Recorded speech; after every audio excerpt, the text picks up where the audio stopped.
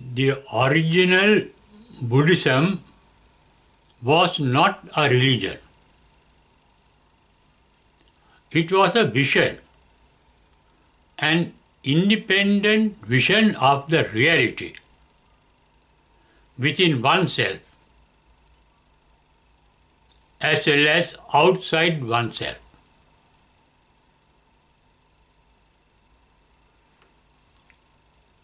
It was not dependent or based on any belief or dogma as in religions. There were no rituals and practices or even precepts. The original Buddhism had to be realized by oneself, within oneself. The ultimate reality or truth, called nirvana in Sanskrit and nibbana in Pali, is not something outside oneself. It is within oneself. Therefore, Buddhism was not related to an outside mighty power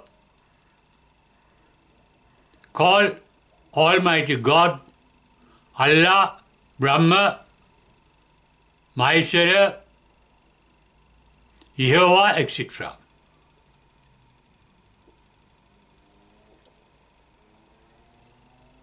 Buddhists had to be dependent on themselves.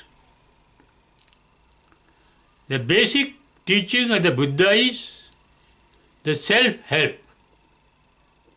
In his own words, Attahi Attano Nato, meaning you are the help unto yourself.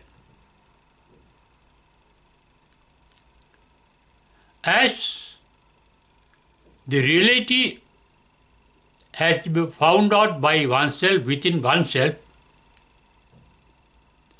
there was no belief to be believed by the followers of Buddha or the followers of his teaching. In fact, Buddha expected no one to follow himself.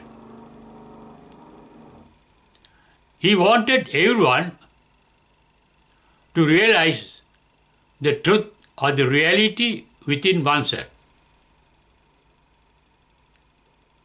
Therefore, for 20 years after Buddha's enlightenment, there were no precepts or orders or beliefs.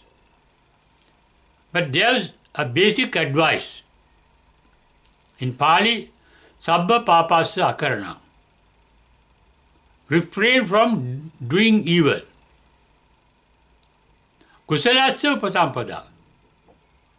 Then the non-evil will crop up within oneself. When there is no malevolence, there will be benevolence within oneself. Sachitta Pariyodapana. The basic advice is to purify one's own mind. The mind gets contaminated by evil nature. Greed is an evil nature. Hatred is an evil nature. Jealousy is an evil nature. Fear is an evil nature. Evil nature is the nature that hurts oneself and also that can hurt others.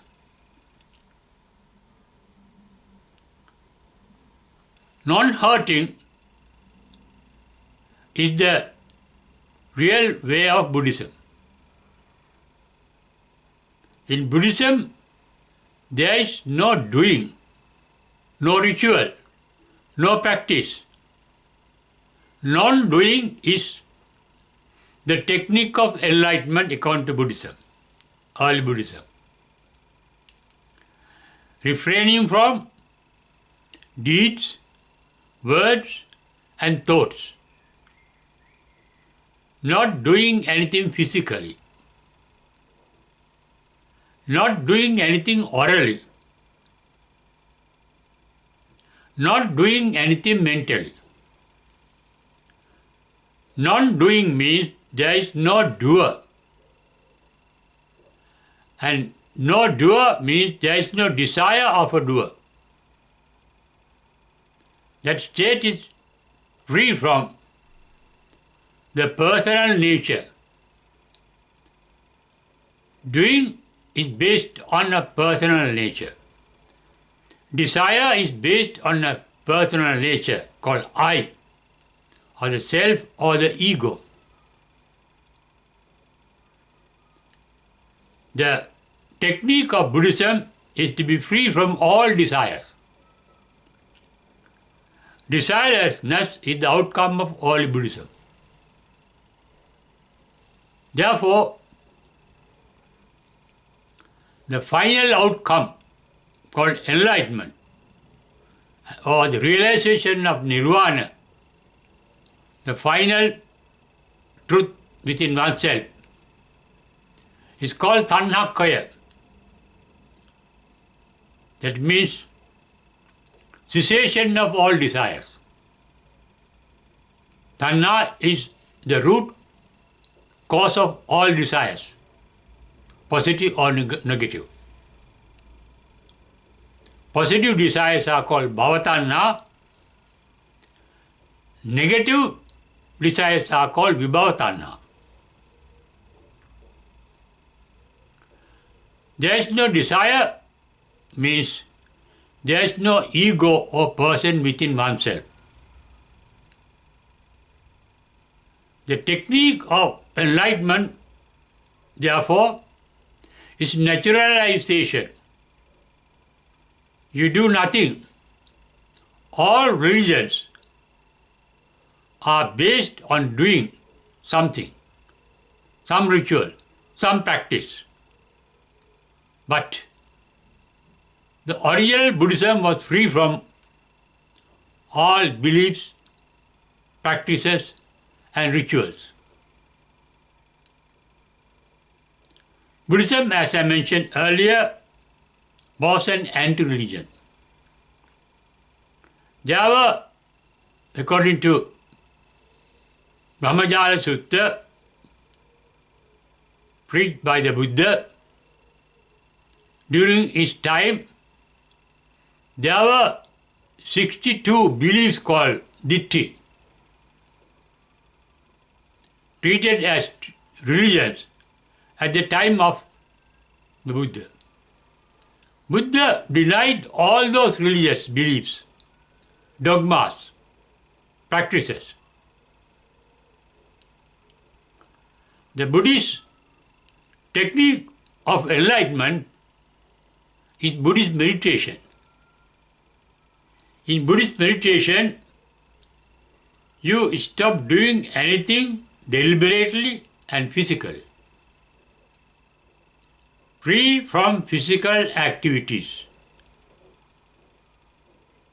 without giving rise to a doer or a person and a doing practice. Things happen within oneself, within one's own body, naturally. For example, breathing, circulation of blood, digestion of food, respiration, growing old. They are natural activities. No personal activities based on an ego. And also in that meditation, Buddhist meditation, there is no talking. Buddhist meditation means cessation of physical deeds, cessation of oral activities, non-talking, silent, quiet, not doing anything, and non-thinking. Thinking is a deliberate activity of the mind. To think think of something, there must be a desire, either positive or negative. Positive desire is experienced as our likes. Negative desire as our dislikes.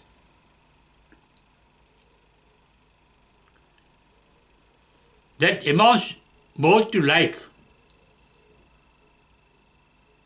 That is, like to have something pleasant, like not to have something unpleasant. The desire to have something pleasant, a desire not to have something unpleasant. They are all desires. Buddhist meditation is leading a desireless state of mind. The mind is vigilant, aware, attentive, effortlessly, naturally. There is awareness, but no thinking. Awareness is becoming conscious. The mind becomes conscious of physical signals, sensory signals. Mind becomes aware of sense objects, but the mind remains without thinking. Thus, Buddhists, early in Buddhism, Buddhist practice was doing nothing. For example, as I mentioned earlier, Buddhist meditation means doing nothing. But the word meditation is deliberation, thinking. Buddhist meditation is non-deliberation, non-thinking. No personal mental activities. But there are natural, impersonal mental activities. The mind becoming aware of sensations. But no thinking, not doing, talking, not doing anything. While religions have precepts to follow, rituals to practice and do, practices that one should have, and beliefs. We believe in something that we do not know. But in Buddhism, early Buddhism, you don't believe. Only thing is that you see the reality. Seeing the reality. It is a vision. And it is not a deliberate vision, indeliberate, natural vision. Natural awareness. Therefore, Buddhism means naturalization. Nature is identified in theistic religions as an almighty God. St. John Bible says God is love. That contains compassion, love, kindness, etc. In Buddhism it is called metta. The nature is benevolent and loving. Naturalization is being benevolent and loving, like nature. Nature looks after us, cares for us, expecting nothing in return. Clouds bring us rain, expecting nothing in return. The sun gives us light and heat, expecting nothing in return. Equally to good people and bad people alike, as Jesus said. Rivers, streams, they flow, fertilizing, making fertile, barren land. Trees, plants give us fruit, flowers, vegetable, yam, wood, and so on. Shade, expecting nothing in return. Therefore, original Buddhism was to be a part and parcel of the nature that created us, to be natural. Nature is our original nature. Aim of Buddhism is to be natural, to be benevolent, to be non-selfish, to be impersonal.